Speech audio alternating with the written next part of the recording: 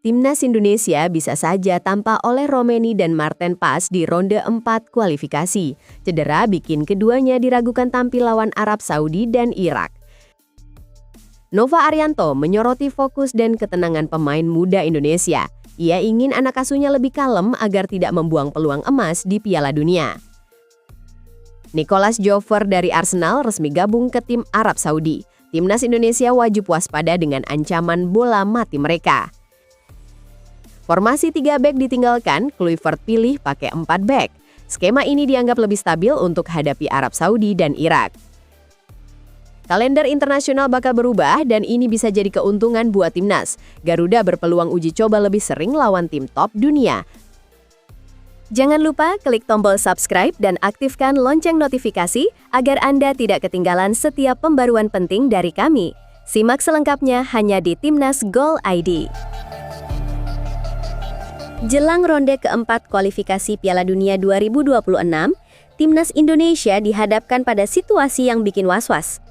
Bukan soal lawan yang berat, tapi karena ada 2 pemain abroad yang terancam absen di laga penting kontra Arab Saudi dan Irak. Nama mereka bukan sembarangan, Oleh Romeni dan Marten Pas. Kabar buruk datang dari Oleh Romeni lebih dulu. Penyerang berusia 25 tahun ini harus naik meja operasi setelah kakinya patah akibat tackle keras di Piala Presiden. Cedera itu bikin dia harus menepi cukup lama. Bahkan tak bisa tampil di awal musim bersama klubnya Oxford United. Kehilangan Romeni jelas jadi pukulan telak. Apalagi timnas belum benar-benar menemukan pengganti sepadan untuk posisinya. Di sisi lain, Marten Pas juga sedang berjibaku dengan pemulihan cedera di Dallas FC. Kiper 27 tahun ini diperkirakan butuh waktu 6 hingga 8 minggu untuk pulih total. Artinya, peluangnya untuk tampil melawan Arab Saudi dan Irak juga tipis. Untungnya, posisi kiper masih relatif aman karena ada Emil Audero yang kualitasnya tidak kalah. Masalah besar justru ada di lini depan. Patrick Kluivert, sang pelatih, kini dipaksa memutar otak mencari solusi tanpa Romeni. Beberapa nama seperti Miliane Jonathan dan Mauro Zylstra memang sudah disiapkan. Tapi keduanya belum bisa benar-benar menambah lubang yang ditinggalkan Romeni. Rasanya terlalu cepat berharap banyak dari mereka di laga sebesar ini. Dengan waktu yang makin mepet, Kluivert harus menyiapkan skenario terburuk. Lawan yang dihadapi bukan tim sembarangan, dan setiap celah bisa jadi bumerang. Situasi ini jelas bikin para pendukung Garuda deg-degan. Timnas harus siap tampil maksimal meski tanpa 2 pemain kunci. Kalau tidak, mimpi melangkah lebih jauh di kualifikasi bisa terganjal lebih cepat dari yang diharapkan.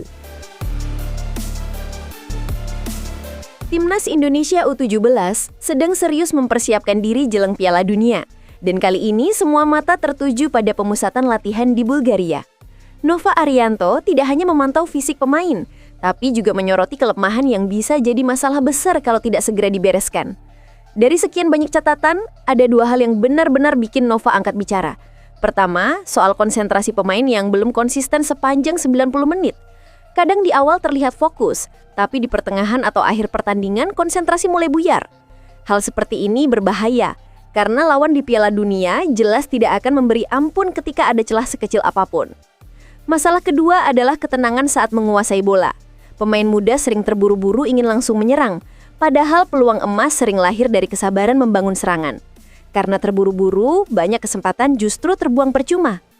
Nova tahu mental seperti ini harus segera dibenahi kalau timnas ingin melangkah lebih jauh. Meski begitu, Nova tetap melihat sisi positif dari TC di Bulgaria.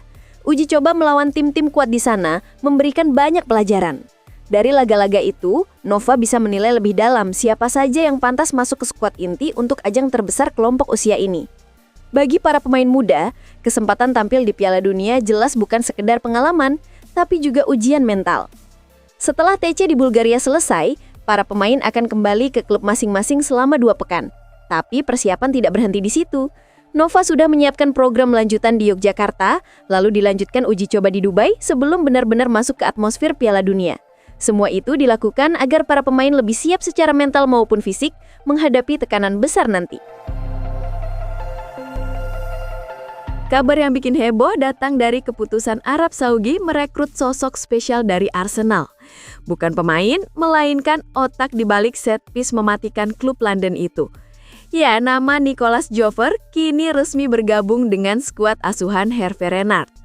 Bagi yang sering mengikuti Liga Inggris, pasti tahu betapa lihainya Arsenal mencetak gol dari bola mati dalam beberapa musim terakhir. Nicolas Jover sendiri sudah mulai bekerja sejak FIFA Matchday September 2025 lalu.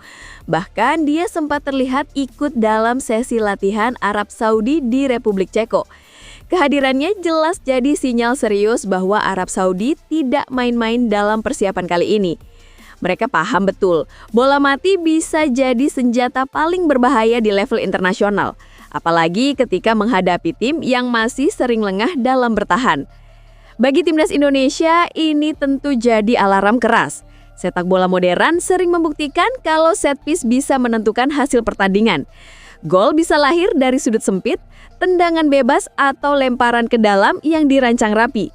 Semua itu bisa jadi mimpi buruk kalau konsentrasi pemain hilang hanya sekejap. Patrick Kluivert dan anak asuhnya tidak punya pilihan selain menyiapkan antisipasi matang. Fokus di kotak penalti, marking yang disiplin hingga keberanian kiper dalam membaca arah bola. Semuanya harus diasah habis-habisan. Arab Saudi dengan tambahan Jover akan datang dengan trik-trik yang tidak bisa diremehkan. Pertarungan nanti jelas tidak akan mudah. Tapi kalau timnas bisa menjaga fokus dan tidak panik menghadapi skema bola mati, peluang untuk meredam kekuatan Arab Saudi masih terbuka lebar. Satu hal yang pasti, Garuda harus siap menghadapi bukan hanya para pemain bintang, tapi juga strategi cerdas yang lahir dari otak seorang spesialis Premier League. Banyak pengamat menilai formasi 3 bek yang sempat jadi andalan bakal ditinggalkan. Salah satunya Bung Ropan yang yakin Kluivert kini mantap dengan skema 4 bek sejajar. Keyakinan itu muncul setelah melihat 2 laga FIFA Matchday melawan Chinese Taipei dan Lebanon. Dalam 2 pertandingan tersebut, Kluivert menurunkan formasi 4-2-3-1 dan 4-3-3. Artinya, pola 3-4-3 yang sering dipakai sebelumnya kemungkinan besar tidak akan dipertahankan lagi. Dengan 4 back flat, timnas terlihat lebih solid dan fleksibel. Meski tentu ada konsekuensi soal siapa yang harus duduk di bangku cadangan. Selama ini, publik mengenal trio lini belakang yang cukup padu, J. Itzes, Rizky Ridho, dan Justin Hubner. Namun, eksperimen Kluivert di laga uji coba justru menunjukkan variasi baru. Saat melawan Chinese Taipei, J. Itzes diistirahatkan, lalu lini belakang diisi oleh Rizky Ridho dan Jordi Amat. Sementara di sayap, Yaakob Sayuri dipasang di kanan dan Sain Patinama di kiri. Ketika menghadapi Lebanon, giliran Itzes turun lagi, berduet dengan Kevin Dix di posisi bek tengah. Yaakob tetap dipercaya di kanan, sedangkan di kiri ditempati Dan James. Yang menarik, Calvin Verdong tidak dimainkan di pos bek kiri. Sebaliknya, ia dicoba lebih ke tengah untuk berduet dengan Joy Pelupesi. Berkaca dari uji coba itu, Bung Ropan menilai Kluivert sudah punya gambaran jelas untuk menghadapi Arab Saudi dan Irak nanti.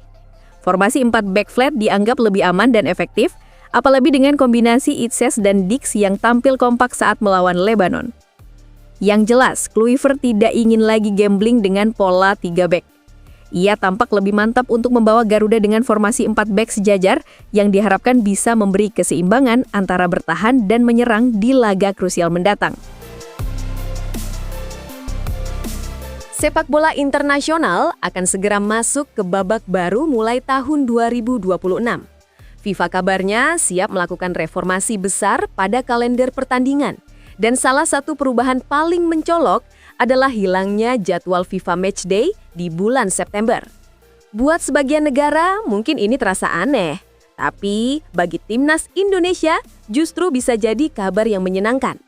Selama ini FIFA Matchday September memang sering dianggap mengganggu.